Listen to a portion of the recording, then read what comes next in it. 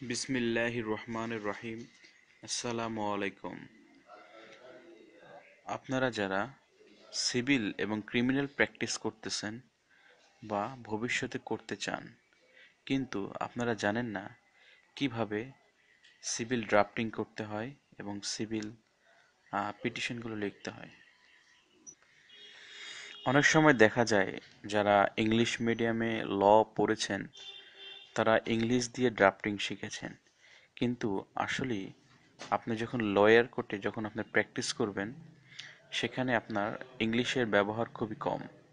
সেখানে অবশ্যই আপনাকে বাংলা দিয়ে ড্রাফটিং করতে হবে, কিন্তু আপনি জানেন না কিভাবে ড্রাফটিংগুলো করতে হবে। আপনারা যদি কেউ আমার ড্রাফটিংগুলো নিতে চান তাহলে অবশ্যই নিচের নাম্বারে যোগাযোগ করবেন এবং